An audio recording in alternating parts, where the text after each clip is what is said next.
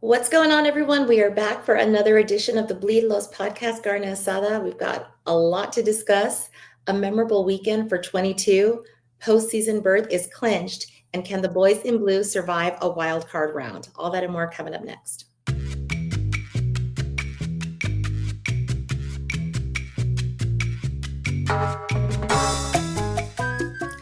Hello again, everyone. Thank you for joining us. We've got Cody, aka Canelo, in the house. We have got Anthony to break down all things from the last week. Producer Roger is behind the scenes, and as you know, I am Drea. But before all that, we want you to know about DodgersBeat.com. Stay up to date and in the know with all of the latest and most comprehensive coverage of the Los Angeles Dodgers. It is your one-stop for articles, interviews, contests, merch, and more. Never miss a beat, and check out DodgersBeat.com. We are headed to the wild card, fellas. That's what it's looking like. And it has been a hot minute since we talked. How are you guys doing? Good. Doing good. Yeah, doing good. Can't complain. Just ready. Feels like a long time since we talked, but yeah, a lot's gone on since. Yeah, we've definitely seen a lot of games go through, and we're getting really close to the playoffs. So exciting time.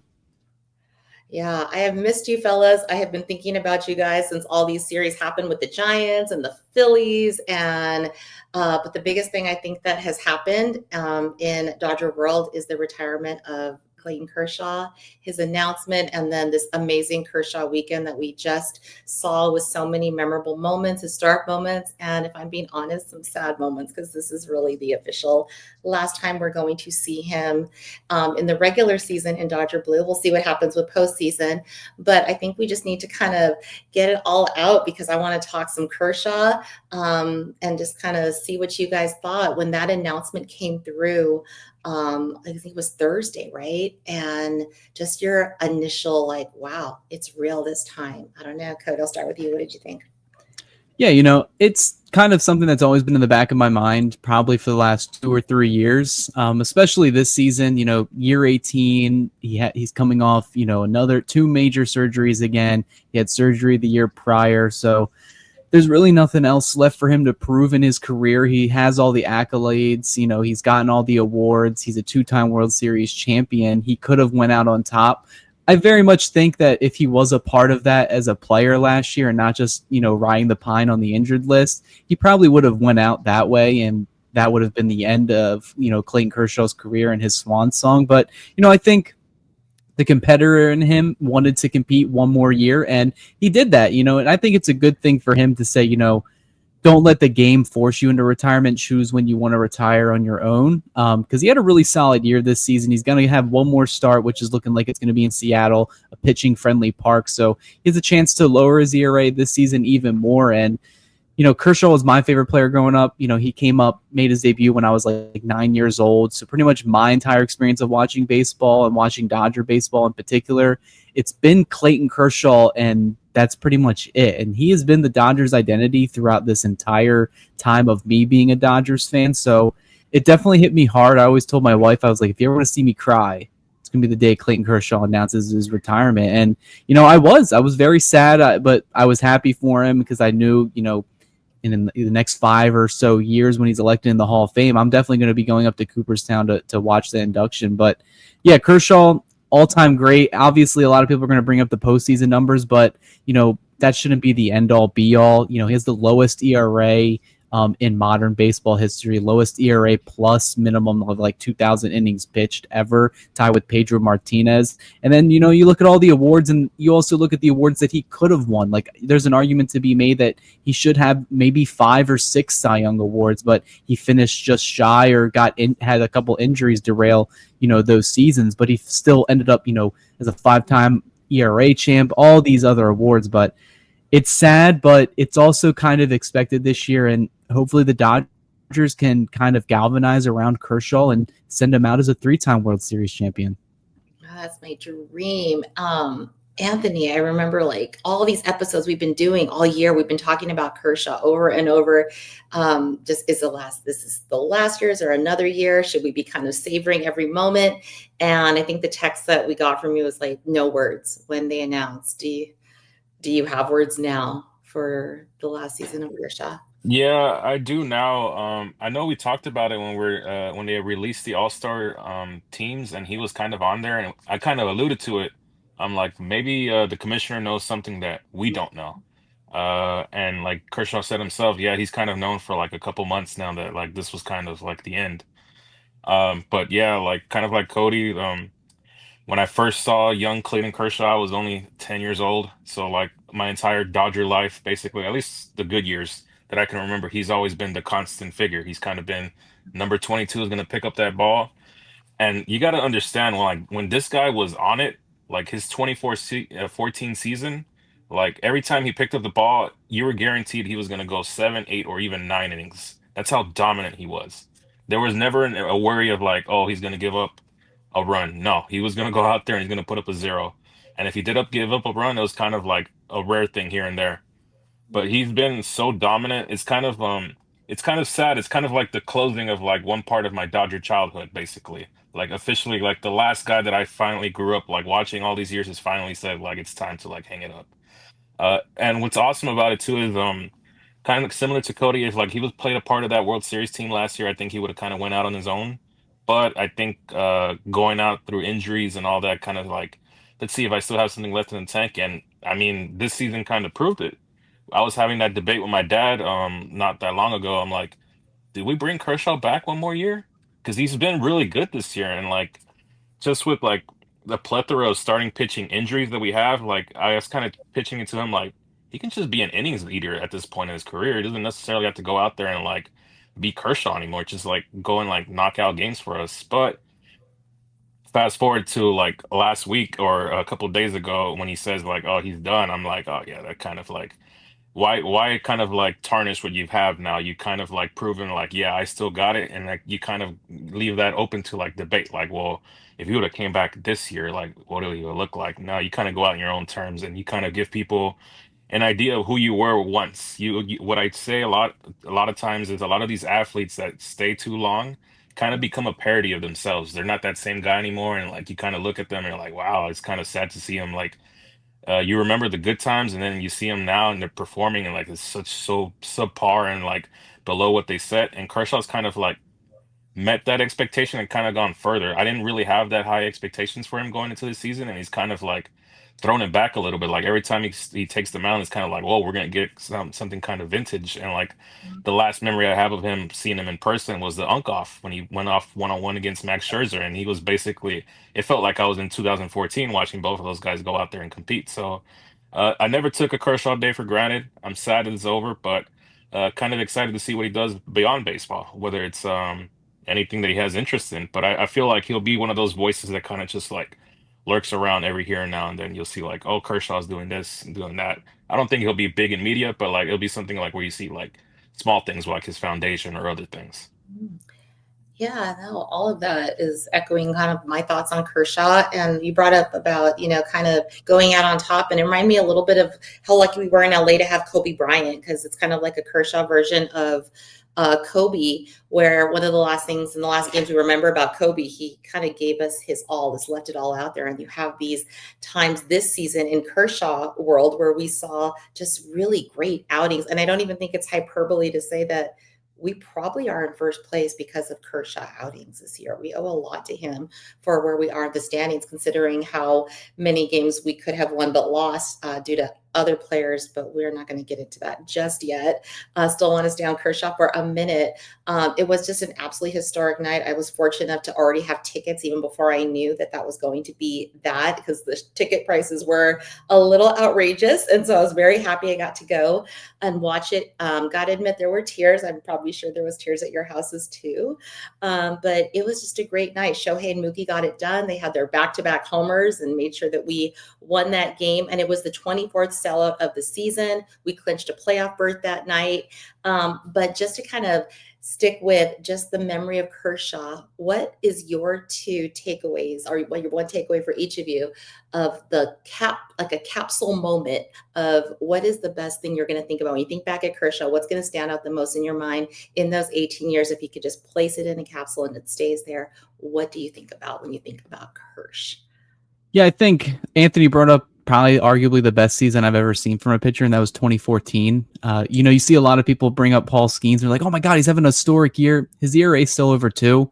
I remember prime Kershaw had an ERA of like 1.5, and that was considered anything over 1.6, 1.7. You're like, man, Kershaw really gave up a couple more runs than he did ever before. But when I think of Kershaw, I just think of how competitive he is. And my like memory I go to and think of is when he closed out the NLDS in DC way back in 2016. First time he's ever done that, coming out of the bullpen, short rest. And that was kind of one of the first, getting over the hurdle of a playoff demon. He pitched well that series. He pitched well to pitch him to a game 5 to go back to DC, and then to come out of the bullpen and then close it out for the Dodgers, who kind of were in like a little bit of a funk. They had a couple years where they lost in the NLDS to the Cardinals, to the Mets, and now they had new manager and Dave Roberts. They wanted to kind of see what's the next step from here, and that was kind of the start of this run of Dodgers excellence where it's pretty much been like NLCS World Series or bust. So when I think of Kershaw, I always think back to that relief appearance in particular in October. Another one that's like really close, and it kind of pains to sting just because of how that series went and then what we found out about. Game 1 of the 2017 World Series was awesome. I waited my entire life to watch the Dodgers go into the playoffs, dominate. They dominated, all the way through the Cubs, and then they should have won the World Series against the Astros. But what Kershaw did in Game 1 kind of gave the fans what they wanted, because by that point it was almost, I believe, 30 years before the Dodgers last World Series before that, and he delivered in that moment, and he delivered in the bullpen of that series as well. So those are my two memories that I think of right off the bat. What's yours, Anthony? So I got two of them. One being similar, Game 1 of the World Series, that 2017 year. Just probably one of the best Dodger teams I ever saw, beginning to end. Just a shame that it ended the way it did, but never in my lifetime got to see the Dodgers play in the World Series. I'd always been waiting for that moment, and then bam, here we are. Actually, to play off it, Joe Buck's call, bang, Chris Taylor starts the World Series. First AB I ever see of the Dodgers. Like, you could just imagine like how ecstatic I was, and like you finally see your guy Clayton Kershaw out there on a mound on the biggest stage possible, the World Series, and he goes out there and just dominates. I mean, 11 strikeouts, 7 innings, only gave up 3 hits, 1 earned run. He just went out there and kind of solidified himself, like all the years of like defending him. Like, yeah, like we just have to like for the most part, I feel like most of those because he did have collapses, but I blame it on management. Like if Don Mattingly knew how to manage a bullpen and kind of like take him out like when he needed to, I always go back to that series against the Cardinals, Game 1. That's like one of my postseason traumatizations is that Game 1 moment. But yeah, I feel like sometimes it's kind of just and the issue was always just the bullpen. There was never guys in there that I can trust apart from like Kenley Jansen. But other than that, I felt like Game 1 kind of solidified. Kershaw kind of put those demons to rest. He kind of like made a statement for the Dodgers. Unfortunately, it went the way it did, but that's kind of always something that comes to mind. And then another playoff moment, Game 5 of the 2016 NLDS against the Washington Nationals. The cutaway to him walking to the bullpen is kind of like one of the awesome like moments of like Dodger history as well. And then in the broadcast call, you hear Harold Reynolds say, "He's not going to throw. He's not going to throw." And then sure enough, he comes out and he finished out the game for us. And you can tell it means a lot to people because Bueller always says, like, what would 22 do? And, like, that's an example of what 22 would do. He would go out there on 1 day rest or however long he was out there. He went like 100 pitches, I think, the day before, or 2 days before. And he's kind of like, all right, well, they need me to close out this game. And I'm going to go out there and close out this game. So that's like one of those two moments that kind of just stick into my head. Yeah, I think I have two like you, but I was really thinking about this in the last several days. Like, how could I like put it into words? Like, every these 18 years, which is my entire adulthood, is Clayton Kershaw. And I kept thinking like, okay, yeah, there's, the moment where he had his, 3,000, which was very special because I was, again, lucky enough to be there this year to go see that. And I was living and dying with every single pitch and thinking about the times when he pitched in those big, pivotal games for us. But the one thing I couldn't get over, and I saved it on my phone, was something as, it might seem simple, but did you catch when, I think in the dugout there, when as soon as Clayton came back, he was done pitching, Shohei got his homer and then Mookie got the homer, but there was photos of them hugging. And I know they've hugged before. I know Shohei Ohtani and Clayton Kershaw, there's tons of footage of them together. but there was just something about this particular photo that got me. And it's like, this is such a historic moment in Dodger baseball. Like, to have these unicorns, because Clayton Kershaw is arguably just his own unicorn, just like Shohei is in the pitching world. And you have them on the team at the same time for 2 years. We got to experience that. And then I realized how lucky are we as Dodger fans to see these two at the same time, and then all these other amazing players that surround them. I mean, I know that we kind of analyze these pitches and we analyze plays and games, but when you step back and you see, wow, look at what we have in front of us in this era of Dodger baseball.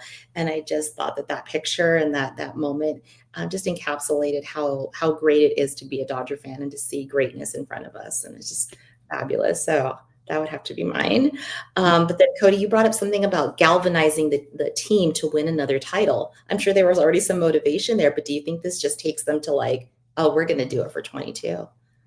Yeah, I think, Roberts talked about, when they clinched and they had that toast, now they want to build a legacy. And I think that's at the forefront of all of their minds, especially the players that were on the team last year. I mean, you look at Clayton Kershaw, like I mentioned earlier, all his records are set in stone. He'll be a Hall of Famer. Mookie Betts is kind of on that same path. He'll be a Hall of Famer if he continues to stay healthy and play the way he's been playing the past couple of years. Ohtani is the same way, where he's done pretty much all he can do. He's on route to win his 4th MVP. If he wants to add multiple World Series to that now and have some playoff moments, that's his next step. The way you build those is showing up for October. And I think that's kind of why the Dodgers have been a little sluggish this year in the regular season. I'll go to that cliche. Maybe that these games just aren't there for them mentally anymore. They just want to get to the October and the postseason atmosphere. But Clayton Kershaw kind of surprising the fans and probably half that clubhouse to say, hey, this is it. This is my last, hoorah. Let's see what we can do. And that seems to be at the forefront of his mind as well, because even on his farewell speech, he said, we hope to be playing until the end of October and coming back with, with the commissioner's trophy. So I think that will put some sparks in the rest of this team. And they're really just a bullpen, turning the to the right stick, of probably dominating the NL bracket. There's probably a team that I would say is probably going to give them the biggest fits, which we'll talk about at a later date or later in this episode. But yeah, I think this is something that I think you could all agree that collectively they're going to play for, including Kershaw himself. I think he wants to end his career on a high note. Yeah, and I'm hoping for that. I'm starting to visualize, hoping to manifest the last game of the season is our win. We do the back-to-back, and just the emotion that I can already see the guys for Kersh and for themselves too, but that's going to make it just extra special. And I still have hope, even though a couple weeks ago I think I was giving up, but there's a lot of reasons why we have to be hopeful. But I kind of want to just turn our attention a little bit to some of the series that we just watched, because although there's going to be more Clayton Kershaw talk in the future when we talk about his jersey retirement and his statue and all these great things, we are not done with Kersh just yet. A lot has happened since we last spoke in just general position players, pitching, games, our seeding, which we were all wondering where that was going to end or where that was going to be. So a lot of positives, some negatives, but I want to kind of start with the sandwich series with the Phillies. We had 3 games against the Phillies, and I think we had 7 games against the Giants since we last spoke. So, Anthony, you were at the Phillies game, and this is more than likely, it's not going to be the Giants that we're going to see in the playoffs. And I think that is really an important series because we kind of got a glimpse about what postseason might look like if we do meet the Phillies. Just kind of take me through that for you. And I don't think we won that game, unfortunately, No. but no. And the next game we didn't win either when I was there, but No. we did one of them, right? What were your thoughts as you watched them play the Phillies and kind of like how that all shook out? So going into it, I was kind of gauging them to see like, all right, can we really compete against these guys? Yeah, type thing. And we can compete with these guys. It just came down to a bullpen being an issue those first 2 games. I felt like every time the Phillies responded on offense, the Dodgers came back and responded right away too. It really did feel like a playoff series essentially. It just felt like we were just trading blows and essentially our bullpen ended up folding. Um, the first game, yeah, I was there the first game. I felt like we played really well. I still don't understand why we went Anthony Bonda to open the game. It didn't make sense to me when I was sitting in the stadium and when I saw the lineup card, I'm like, why are we going opener? Especially since like Emmett Sheehan's been pretty good all year, and he essentially still was gonna have to face Schwarber, Harper, and I forget who else was that third batter in that lineup. I'm like, I rather would have just Win Sheehan, if they hit him, oh well. But he's still my ace, or not my ace, my pitcher for the game. I need to see like how he does against this lineup. So obviously, I don't know why the decision was made to have an opener that game. Obviously, they know more than us probably, but I disagree with that wholeheartedly. I would have just gone with Emmett Sheehan and see where he's at, and then we'll go from bullpen from there. But yeah, that was such a weird like outcome of that game. I don't know why we did it. I still don't know why to this day. Yeah, that was. Yeah, I mean, it was a questionable call, especially when we had more like stats that were put out where, Kyle Schwarber has the most like left-handed batter home runs against left-handed pitching. So clearly that didn't go against them. And, my whole takeaway from the series altogether, and I'm here on the East Coast by Philadelphia. Almost all my my friends and family, they're Phillies fans in some sort of fashion. So kind of whenever the Dodgers can't crack the code against the Phillies, it's a lot of jokes coming my way. But I thought the Dodgers played really well this series. And for a 3-game series, you saw the Phillies' best 3 starters. You saw, Sanchez, Suarez, and then you saw Luzardo. Those are 3 lefties that the Dodgers will probably see against the Phillies if they move on in the NLDS. That's the Phillies' top 3 arms right there. You got to remember, there's no Zach Wheeler for the rest of this year. He's out for the start of next season as well. So the Dodgers won't have to see arguably probably the second best pitcher in the National League in October this year. And that's going to be a massive blow for the Phillies. But I thought the Dodgers bats took care of those Phillies starters. I thought they got to the Phillies bullpen a couple of times as well, which, like the Dodgers, the Phillies have had their fair share of bullpen issues as well. And even Duran, a guy who's been lock solid for the Phillies since the trade deadline. Andy Pages turns on that curveball that was just left hovering over the plate. Those are the clutch moments that you're going to want to see from the Dodgers playing a team like this. The starting pitching from Los Angeles, it's been dominant. It's been dominant for the past 2 months now. And I don't think that's, there's a reason to that. And that's because they're all healthy. And we're starting to see, they're starting to play to the bill that they're getting paid. Glasnow's looked really good. Sheehan, I know he's still on his rookie contract. He's looked fantastic. Blake Snell had probably, I would say, the biggest moment of the Dodgers season so far, where it seems like the mentality has kind of changed since he shook Dave Roberts off to finish, those 7 shutout innings. But, a competent bullpen, this was the tweet I put out after the series, a competent bullpen, I would say the Dodgers probably swept the Phillies in that 3-game set. And we're maybe looking at things a little bit differently in the National League. Obviously, it's not a perfect world. We can't go back in time and make different decisions, but I don't think a lot of those bullpen arms that we saw take the ball in those moments, like Robleski and others, I think Dave Roberts is going to come to his senses and kind of go with the hot hand. And we'll see what happens in their next go around. You're going to need some of these arms, but I thought the Dodgers played really well. You saw Mookie Betts show up. You saw Shohei Ohtani, Freddie Freeman. The stars showed up, and then you also had the role players playing really well. And that carried over to that San Francisco Giants series, which we'll talk about, where they took 3 of 4. But overall, I'm happy with how things went. Obviously, I would probably want a series win, but to play good playoff teams the way they did, take that, take whatever silver lining you want from that series, and you're going to see them again. The way the Dodgers are lining up right now, number 3 seed, they'll play the wild card and they'll play Philadelphia. I don't think anything's really going to change with that. So this will be a team that we're going to see.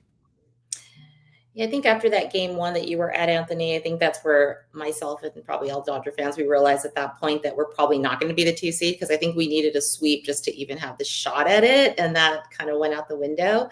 But then I wasn't exactly too sad about it. In a weird way, I kind of like made peace with the wild card. And I think that we're in a place right now where we kind of are feeding off that momentum. And sometimes when you have that time off, and the Phillies would tell you this a year ago, they were the one team that did have the bye that didn't make it through, I believe, because they had, sometimes you just lose your momentum. So this might not be the worst thing in the world to play a wild card. Yeah, we have to win 13 games, but I think we can do it. I think the bullpen needs to be fixed, which I know we'll talk about. But my one takeaway from the Phillies series is the game that I went to the night after you, Anthony. I went to the first time seeing Shohei pitch live in person. And wow, I knew it would be a moment. It was phenomenal. That he had the 5 no-hit innings. And he did have his 50th homer that night. It was later in the game. But that's the night that the bullpen gave up 9 runs. So that was not fun. But I kind of just want to just ask a little bit about Shohei and just stick there for a second. He currently has 53 home runs and 54 strikeouts, I believe. So he made another 50-50 club. Just talk to me about, I mean, I know we talk about it in the past, but the greatness that is Shohei, and how many home runs do you actually think he'll finish with in the season? There's 6 games left. So what do you think? 6 games left. Yeah. I say he's at 53. I say 50, 57. I say he goes on a run here, especially playing in Arizona. But yeah, this is kind of the game where like it frustrated me the most because he was absolutely dealing. I remember the pitch count being low, and I kind of thought like, why not just give him the 6? Like, see what he has. Like, and if he gives up any runners on base, then that's when you pull him. But this was kind of the game where like the bullpen like finally just broke me mentally. I was like, there's no way we just gave up 6 runs in this 6th inning. I'm like, I started kind of like looking at the options we have there. I'm like, this is the game where like legitimately like, oh man, this is like I texted my buddies like we might be cooked. Like the bullpen is our biggest problem. Like the offense is finally hitting. Our starting rotation has been dominant, and of course, this is the one year we're going into it with no bullpen basically, apart from at the time it was like 2 guys. But like I looked at the options. I'm like I don't trust any of these guys. I sent you guys that picture in the group chat. I'm like of my once upon a time bullpen dog chart. I don't trust any of these guys to get me 3 outs basically, or throw 3 strikes as it is. But Yeah. other than that, I do feel like Shohei is kind of like lined up. If it comes to it, I don't mind a Shohei Sheehan kind of like rotate or not rotation. What's it called? Piggyback. There you go. If Shohei's gonna go 5, then I kind of trust Emmett Sheehan to go in there and give me 3, or maybe even 4, just because like the uncertainty of like that last inning, depending on how the game goes. But I actually came to peace with it because they're saying that Sheen's going to play a big role in the postseason. So I'm thinking that yeah, he's going to be one of those bullpen arms that's a starter that's going to be coming out the bullpen frequently. So that's where I see his role pertain. Unless there's like an injury that happens here in the last week of the season, then he slots into the starting rotation. But that's Yeah. kind of the role I envision him having. Mm. Yeah, Cody. So your thoughts on Shohei and those his last start, and as we think we're going to see one more of him, right? So kind of where that's going to all land. Yeah, I mean, there's not much else to say about Ohtani. I've mentioned it before, but when he is on his game, he is the most talented pitcher on the pitching staff, and he's the most powerful hitter in the lineup. So that just shows what type of unicorn he is. In terms of your question of how many home runs do I think he's going to finish with, I think 55, 56 is a good number to probably land on. The Dodgers still haven't clinched the division. They need to clinch the division to get the number 3 seed. So a lot of these games in Arizona and possibly Seattle matter. So you want to see Ohtani probably stay productive, keep that bat going hot into the wild card series, which is looking more and more likely that the Dodgers will be in fact playing. But you know, Ohtani is going to run away with the MVP. I don't think the voters have Ohtani fatigue yet, and I don't imagine they will be, just because I think MLB voters are a little bit different than other award voters. They kind of seem to usually get it right 95% of the time. And luckily we don't have a catcher in the National League that's going off with, almost 60 home runs playing that position, or else then it'll be a little bit more debatable. But, with what Anthony's saying, Ohtani, you got to let the gloves loose when October hits, because if you don't, then games like that they lost when he had a no-hitter going into the 5th inning kind of just piss you off a little bit more, because that seems to be what I will get behind it. I didn't criticize Dave Roberts about removing him after 5 innings. I just said to myself, that was always the plan. They were never going to push him in that game. They know the bigger picture is at hand right now. If the bigger picture at hand is to have everything thrown out when October hits, then that's a different ball game. Let him go 6-7 innings in the wild card series, which me and Roger were talking about. We don't really know. The Dodgers haven't aligned their rotation in any sort of way for that 3-game wild card series. But if you're going to go by what they're throwing in Arizona, Ohtani would be lined up to start game 1 of the wild card, which could be the way the Dodgers are going. Maybe they do what Anthony said is a piggyback with Ohtani goes 5-6 innings, and you bring in Sheehan to close out that game, and then you got Yamamoto or Snell in games 2 or 3, whatever way you want to mix and match it. But it's going to be important for Ohtani to set the tone again, see how locked in he is tomorrow on the mound, or today when this episode drops.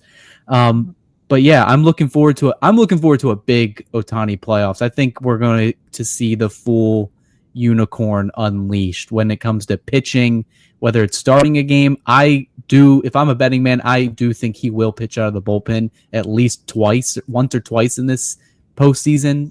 Probably to close out a couple of games if they go on a run. And then he'll also bring that fierce bat in October. So we'll see what happens, but it's always exciting to watch him play. And I think he's at a really another level right now in September.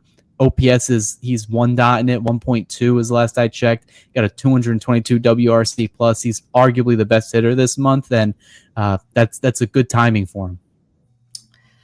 Yeah, I mean, I'm looking forward to Ohtani taking matters into his own hands, because the bullpen has been very scary, which will lead us into talking a little bit about our sponsor. This episode is brought to you by Delete Me, because the internet can be a very scary place, and Delete Me makes it easy, quick, and safe to remove your personal data online. As someone with an active online presence, privacy is super important to me as well. And we all know people that have possibly been the victim of identity theft, or could be, and kind of had to get ahead of that really fast. So to prevent that, Delete Me will help you. So take control of your data and keep your private life private by signing up for Delete Me now at a special discount for our viewers, listeners, and watchers. Get 20% off your Delete Me plan when you go to join deleteme.com/hit, HIT, and use promo code HIT at checkout. The only way to get 20% off is to go to join deleteme.com/hit and enter code HIT at checkout. That's join deleteme.com/hit, code HIT.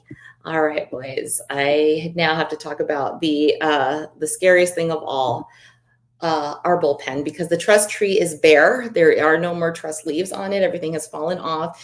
Anthony, what happened? What do we got to do? How are we going to fix this? Because there's some people that I think I just want to see on the moon and not in our bullpen in October. Yeah, honestly, it's just gonna have to come down to our starters. Our starters are just gonna have to go, unfortunately, seven innings at the 9. minimum. Yeah, 9 too. Ideally, yeah, 9 in a perfect game. Yeah, I don't have to worry about anything.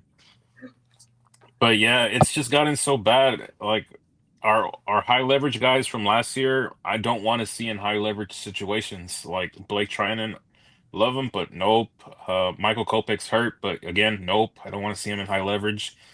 And it comes down to like uncertainties. Like we'll see like what Roki Sasaki has. Will Klein came up. He looked pretty dominant, but again, he throughout the season he wasn't that good. Maybe it's just a thing. Kirby Yates definitely for sure. No, I'm sorry. You're done. I think they're going to be stubborn with Tanner Scott, and unfortunately, I think they're going to be stubborn with Blake Treinen as well too. I think Dave's going to die on the Blake Treinen sword. I just don't see anyone else stepping up and being that guy. Another guy, Brock Stewart. I guess we'll see what he has. But it's pretty grim. The options are pretty grim. I still like Vesia, even though I know he gave up that home run to Bryce Harper. But I mean, like looking back at the moment when I was at the stadium, I'm like, come on, there's no way he just gave up a tank to Bryce. But then I looked at the replay, I'm like, that pitch was actually really, really high. How did that Bryce get a hold of that? So at the moment, I wish I had the benefit of doubt of replay, but I didn't get that replay until like the next day. So, but yeah, we'll kind of see it. And Jack Dreyer, I think is kind of uh I still like him as an option, but I don't wouldn't want to throw him in like high leverage. I kind of like he's more of my lefty specialist guy, but high leverage situation, no, not sure. And I still want to see what Ben Kasperius has. Like, I still kind of like just because he throws fast, essentially. But these other options in the bullpen, it's kind of like just pick and choose, and you kind of just pray to see what happens. Yeah, I don't have the unwavering confidence that Dave Roberts has in Treinen, or pretty much anybody. Cody, help me out, because I know that some people have options, some people do not for the bullpen, and we could be seeing changes as soon as this week and kind of what that might look like. So it could look different. What do you think it's going to look like as we get into postseason? Yeah, I mean, clearly over the next 6 games, the Dodgers are going to have to make adjustments and kind of get a clearer picture of what roster they're going to, put together for the wild card series. But yeah, the ERA for the bullpen this month, it's the 6th worst, but they've pitched the 5th fewest innings, so they've really been getting, a lot of damage against them in their few opportunities. And we saw, this past Sunday with Blake Treinen having another, 3-run inning, doesn't get the hold, doesn't get the save, and ends up, and with another loss. I think 5 of the Dodgers' losses or something like that over the last 7 games have all been to Blake Treinen, something that's never happened before. But even you look at everybody else on the roster, Blake Treinen, Tanner Scott, Kirby Yates, these are guys that the Dodgers are paying a lot of money for to be those lockdown arms. And I just don't think they are going to be that for the Dodgers this October. I would hope I'm wrong, because like Dave Roberts has said, those are going to be the guys you're going to depend on. The one guy I don't think is going to clear it or make the cut for the roster is Kirby Yates. I think they've kind of seen what they needed to see from him, if he has it or doesn't have it. And his most recent outing against the Giants, 2 walks, allowed the run and allowed another hit. ERA almost near 6. I just feel like you got to cut your losses. I know they gave him like $13-17 million. We're at the end of the season. You can just DFA him. You can place him on the IL for all I care. But the Dodgers are going to have to make some moves, because they're going to have 2 new arms this week. Anthony already mentioned both of them. Brock Stewart's making his return. I think as long as he's healthy, he is a lock. He is going to be in the bullpen for the remainder of the season, as long as he doesn't get hurt again. And Roki Sasaki has been my wild card for the past month. After that start he had earlier, where he went 5, pretty dominant innings, things got a little hairy in that 5th inning where he allowed 3 runs for the Comets 2 weeks ago, but he looked really, really good. And then they said they were going to transition him into the bullpen. And he had back-to-back outings. His most recent was a 1-2-3 scoreless. The other one was he retired 3 of the 4 batters face. If he can transition smoothly to the bullpen and bring the velocity, which he's showcased in back-to-back outings or 3 straight outings of reaching 98, 99, 100 miles per hour and having that devastating splitter, it could just be delusions in my brain. Maybe I'm just hyping up the guy too much, but if he can lock in, that's the guy. That's the guy that you would have as your right-handed option to get, in key situations. I think you could put him in high leverage. I want to see what the Dodgers do with him this week, but that's my wild card. I put out my, what is the postseason? What's the bullpen going to look at? I put Sasaki in there, and it was kind of 50-50 for the social media crowd. I do think he will be on the roster. I do think he'll make it over like Kyle Hurt, Ben Kasparius, and these other guys, just because if he shows anything that he showed those last 2 starts in OKC, I think the Dodgers will have a good arm in the bullpen. But he has to get major league hitters out. So Dave Roberts has got to give him at least like 2 or 3 opportunities. You probably have to see a back-to-back day to see how he works with that. That way you're not putting the rest of the Dodgers bullpen in a hole. But I like a lot of the other arms. I like Vesia. Dreyer is a guy who's pitching the most innings he's ever pitched in his career, so you may be seeing some fatigue there. Tanner Scott had a couple good outings, back-to-back outings. Blake Treinen's the biggest one. He needs to get right for October. If not, the Dodgers are going to have a really hard time, going to their bullpen in certain spots. They may just depend on Emmett Sheehan every couple days. I think we're going to see a lot of key moments this week that they're going to be really, unfortunately, they have to put them out there to know if they can do it. And sometimes I think fans get really upset, like, why are we putting them out there? Because they have to. I mean, at this point, it's almost certain that we're probably going to win the division, and it's going to be, us in a matter of days. I hate to, knock on wood, but it looks like that's where it's going. So if you're going to test them out in high leverage situations, if you're going to see if they really have what it takes before you make that final decision on the postseason roster, this is the week to do it and give them all the data that they need. So we're going to probably have to see them out there this week, and hopefully they do get it together for their sake and for our sake. But it has been, it's been disappointing, because had the bullpen got it together at any point earlier in the season, we would be talking about a bye week right now. We would be talking about, solidly being in the win columns a lot more. But Yeah, we would have 93 wins right now with with because the 5 losses that Blake Treinen had this month. that's kind of Essentially, we would be sitting at 93 wins right now, probably talking about like securing a second seed and and resting like our resting players. guys. Yeah. Mm. So it just comes down to bullpen basically. This month has been bullpen. That's where like it sucks because we would be talking about the second seed and like can we hold off Philadelphia essentially? And Yeah. now we're like, well, who are we gonna get in the first round of the wild card? So yeah, that's why it sucks. I mean, we've dealt with adversity before, but it does suck. I mean, there's no other way to put it. You're right, because we didn't have to be in the situation, but we shot ourselves in the foot a little too many times, or the bullpen shot us in the foot. But we shall see. We overcame almost what I think was the impossible last year with absolutely no starting rotation. We just pieced it together with duct tape and hope, and 2.5 starters, and we did it. So this year it's going to be, we're going to try to do it without a full bullpen that we can trust. But you never know; they could come through. They could have their Kike moment where they just lock it in, and who knows, maybe like Conforto's locking it in. I don't know what's happening to him, but what is his batting average right now? He's over 200 at this point. So Anthony, I think he's on the way to being our NLCS MVP, right? Like we keep saying. What's going on with Conforto?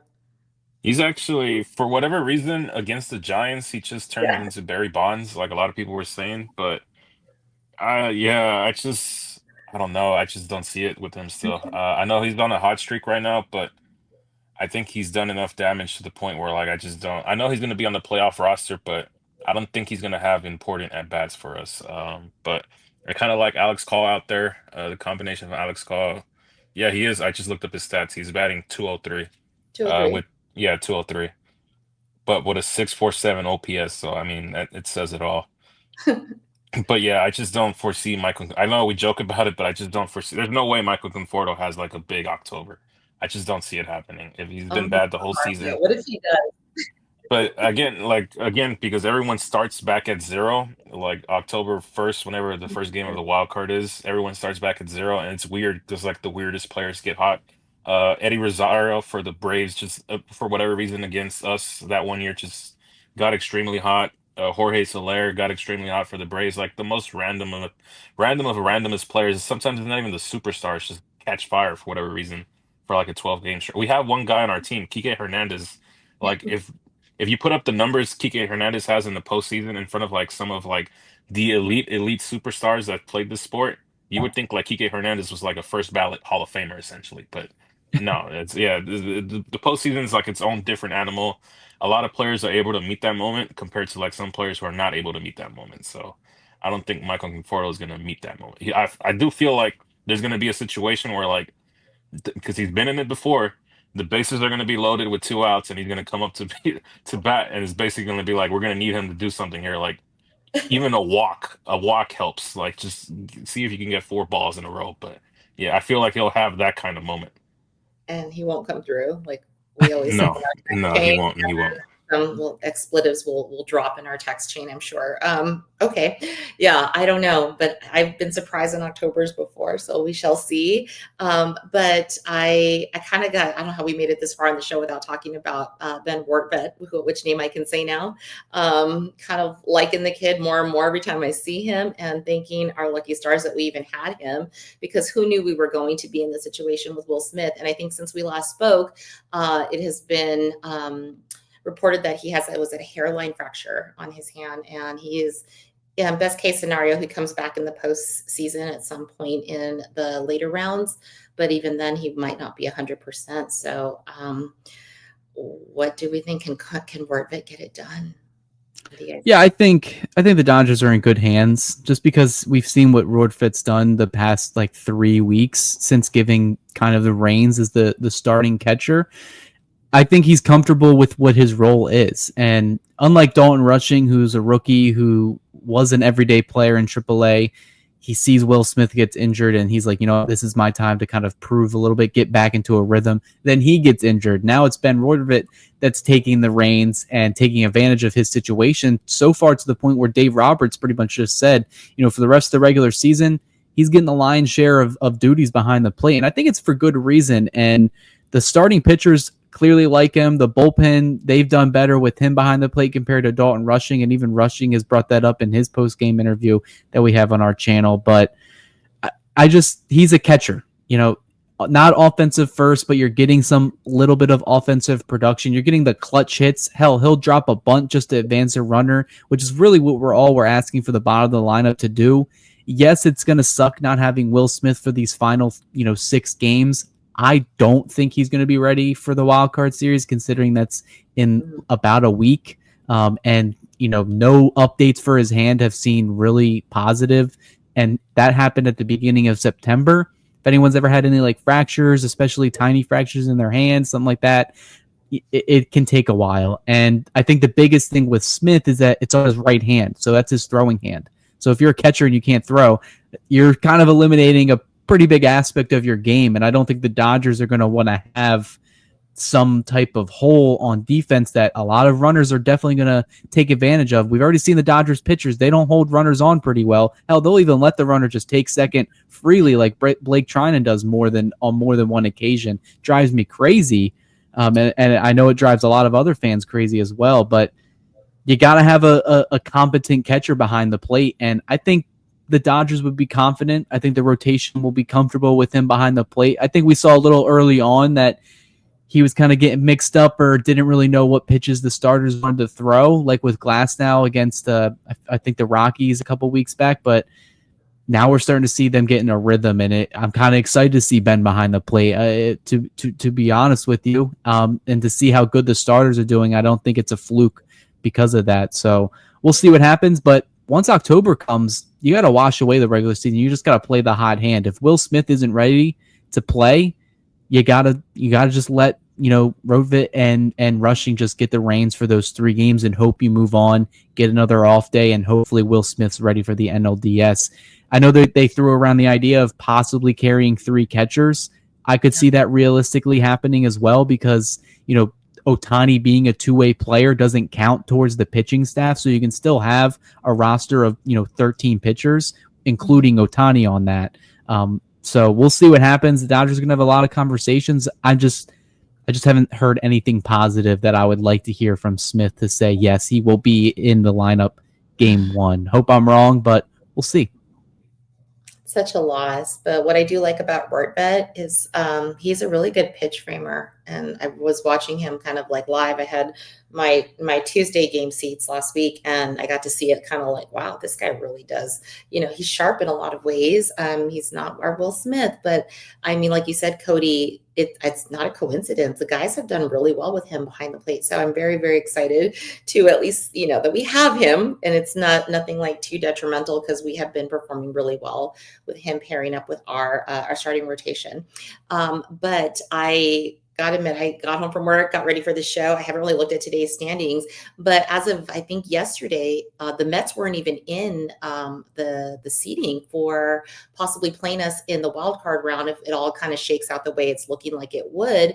Because originally it was going to be us and the Mets for a long time if it kind of playoffs ended today, but now it's the Reds. I don't know if there's any updates, and you guys can kind of inform me on that. But if it looks like about a week's time, we're going to be looking at who we're going to be playing. And it could be the Mets, could be the Reds. We'll see. Who knows how it's going to all come out. But who do you think we are going to play? Is there a preference that you guys have? Because it looks like we're headed to the wild card in about a week. I have no preference. I can give you an update, though. The Brewers Okay. are up 3-1 on the Padres right now, bottom of the second. So that's very helpful. Great. Other than that, at this point, I mean, it is what it is. I would ideally see. I don't want to pick an opponent and then it comes back to bite me. Whoever it is at this point, let's just play baseball at this point. These 3 games, 3-game set will be here in Dodger Stadium. I think the crowd's going to be wild, electric. I really have no preference. I know probably the Mets. It's an NLCS rematch in the wild card. The Reds are a good young team. We still have to finish the job kind of here because we're playing Arizona. We kind of have to bury them so we don't give them a chance to even make this wild card series. So currently, right now at this point, I'm kind of just focused on the Dodgers kind of securing the division. And we'll go from there because we do have 2 tough series. Arizona, just it being a division series, and they're fighting for their lives. And we got to go up to Seattle. Seattle's actually playing some really hot baseball right now too. They just impressively swept the Houston Astros, and I'm kind of interested to see where it goes with us there. I think it might be a dogfight up in Seattle. And you're going, right? You're going to be at one of those games. Yeah, I'll be there Friday, so I'll be there the whole weekend, but I'm only going to the Friday game, so I kind of get an idea of like where Seattle's at. I have a lot of family up there. I'm pretty sure they'll be excited to be talking playoff baseball. I know they feel like they got a shot, but like I've always said, if you see us in October, get ready to like watch an LA parade. Cody, you have a preference on who we play in the wild card?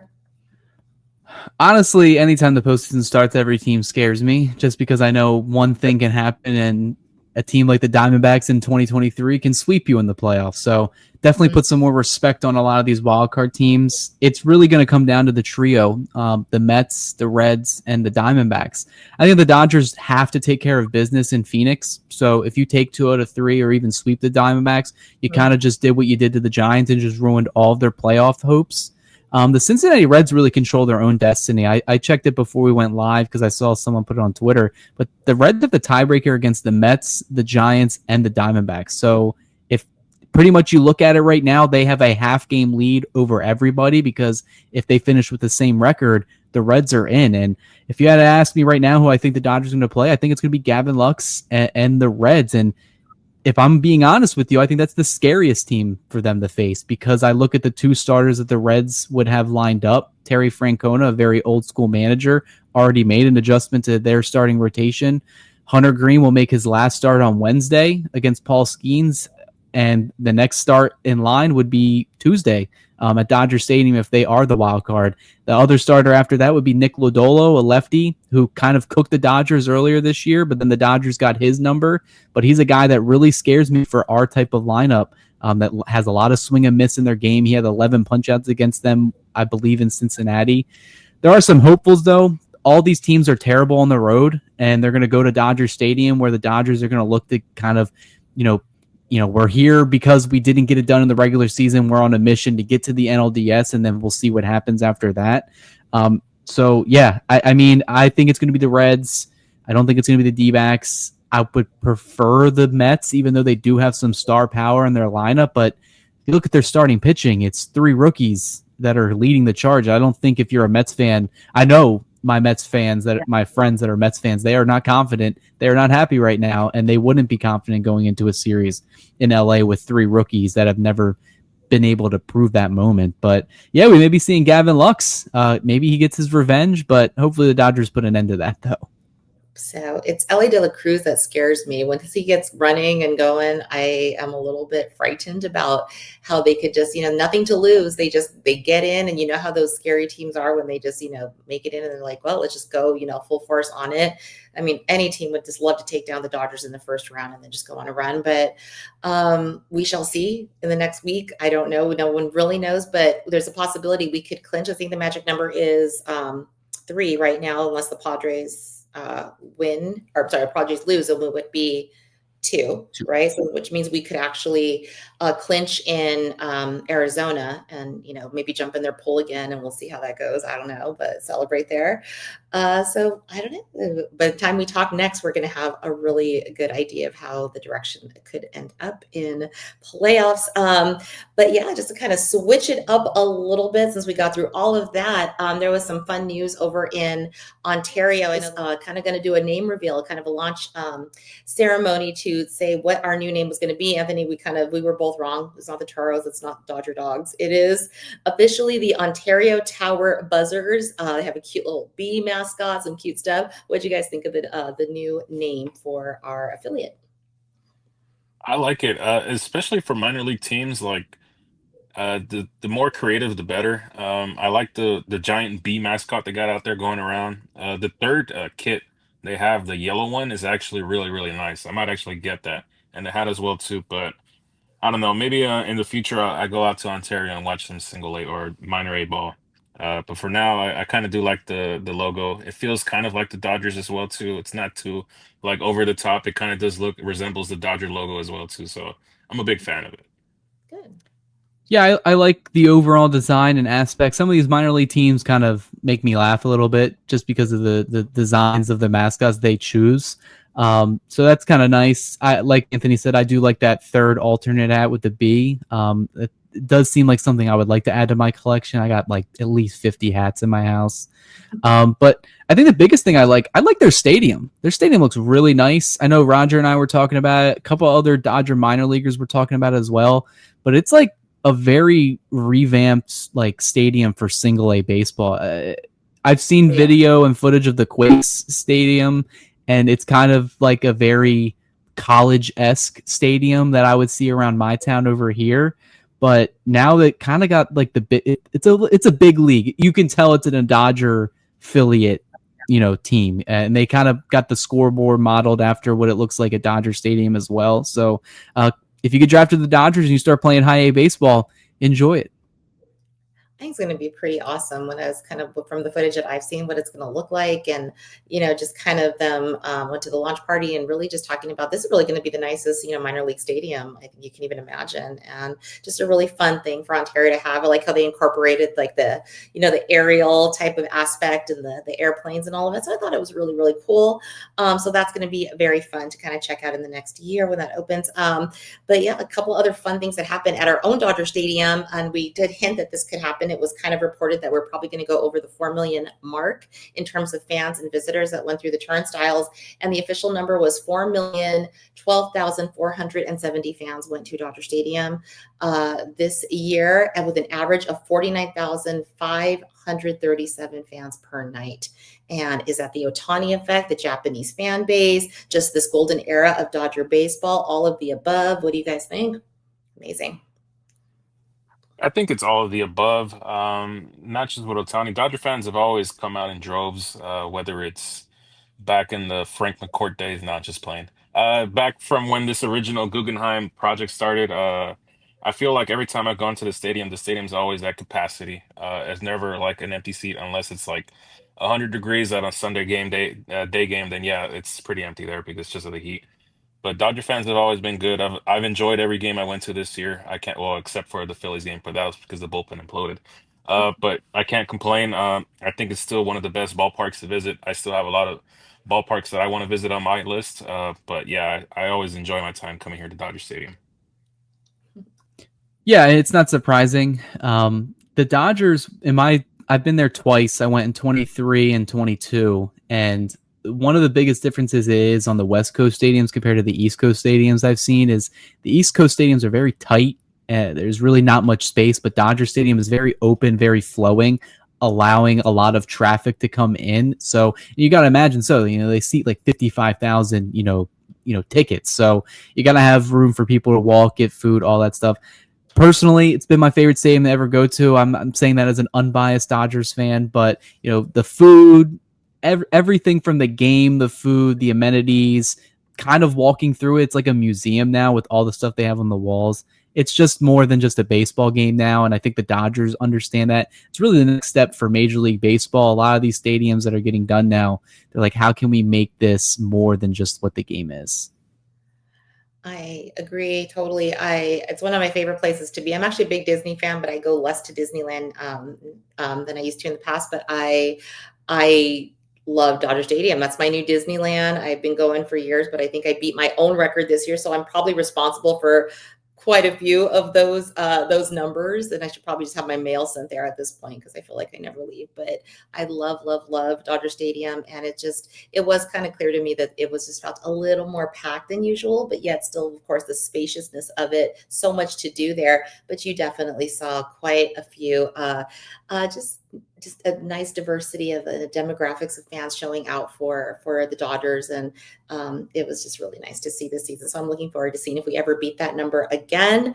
And then also one really cool thing to tell all of our viewers and people that are watching and listening, Mookie Betts is the one that nominated this year for the Roberto Clemente Award by the Dodgers. And we all know he has his 50-50 foundation, but you can vote for him if you go to the MLB.com, Roberto Clemente. And this is an award that best represents, a player that best represents the game of baseball through extraordinary character, community involvement, philanthropy, and positive contributions to the game, both on and off the field. And I think that really encapsulates who Mookie is tenfold. So definitely before September 28th, make sure you get online and vote for Mookie Betts to win the Roberto Clemente Award. So that'd be really awesome if he got it this year. But that brings us to our last 6 games of the season. I hate saying that because I love baseball so much, but we are in the last week of the regular season. We are playing the Diamondbacks, the Mariners. We've touched on it a little bit. Probables going in, Ohtani, Snell, and Yamamoto. How do we think we are going to do this week? What do you guys think? This week, I think we're gonna take care of business and put the Diamondbacks out of their misery. I think we'll take 2 of 3 out there. I think I like where the rotation's at. I feel like the offense is finally starting to click. The series I'm interested in is the Seattle one, just because I'll be up there. But also because they're a very hot team right now. It's kind of like a final, like one last. Again, it's hard to emulate playoff games in the regular season, especially if the division's locked up for both teams at that point. But I still feel like the energy will be there from the start. So I feel like we'll take 2 of 3 from each, from both the Diamondbacks and the Seattle Mariners. Yeah, I hope the Dodgers take care of business against the Diamondbacks. It's always good to put a team out of their misery, like Anthony said, and just end their playoff hopes. I also just think the Dodgers just need to take 2 of 3 just to get the Diamondbacks out of the playoff picture anyway. I don't want to face another divisional opponent. So just do it there. And then win in the division. Obviously, if the Brewers beat the Padres while we're recording this, that'll make the magic number on Tuesday 2. And if the Brewers can take care of business and the Dodgers can do it themselves, they'll clinch as early as tomorrow night in Arizona. After they clinch, I don't care what they do. I think they are going to experiment a lot with the bullpen, particularly. You're going to see Sasaki. You're going to see some guys thrown into situations that they haven't really been. You're going to see Blake Treinen, Tanner Scott, maybe even Kirby Yates again, just to see, hey, do you have it? I know the other 5 times you didn't have it. Let's see if you have it today. Let's see if it works. The one series that is going to matter for the Mariners is that final series, because the American League has only had one team clinch a playoff spot, and that's the Toronto Blue Jays, and they didn't even clinch their division. They just clinched a berth. Everybody's within like 1 or 2 games of each other. The Mariners did take care of business. They're up 3 games over the Houston Astros, but they want that bye. Currently, they're lined up to get that bye right now. The Detroit Tigers and the New York Mets are kind of like going blow for blow who's going to have the biggest collapse in the second half. So if the Mariners, if they see the Tigers start winning some games, those 3 against Los Angeles are going to mean a lot more to the Mariners than it will to the Dodgers, because I think Dave Roberts and the way he's gone about things, I think he knows they're going to be playing the wild card, so he's kind of preparing them to play the wild card. He's just going to try to clinch the division, get the home field, and then just get his roster set and give players some confidence, because that's been the one thing that he's been saying verbatim game after game. Well, I think it's just a lack of confidence for some of these guys. Well, they got to start proving their worth, or else Dodgers are going to have some difficult decisions to make for the final couple days. I'm going to go rogue. I don't even care once we get our division. Just let the chips fall where they may. But I just want health. I get really scared because if you notice, they were hitting Muncy. The Giants were kind of throwing. I feel like they were throwing at him. I don't know. I can't prove it, but I feel so bad for him this year. Like legitimately, like I play in adult league baseball, and there's this one guy who throws like 85, and he hit me in the ribs, and I started like crying. I was like, this is the worst pain. Muncy's getting hit by like 95 mile per hour in the head. He had the knee injury. Like, my dude's a ball magnet this year, which sucks, because if he was healthy, he would have been an all-star. Definitely like putting up some career numbers for him. I just feel so bad for him. Yeah, I got hit with 80 plus once, and I was like, what the hell am I doing? This sucks. It just doesn't feel good when you wake up the next morning.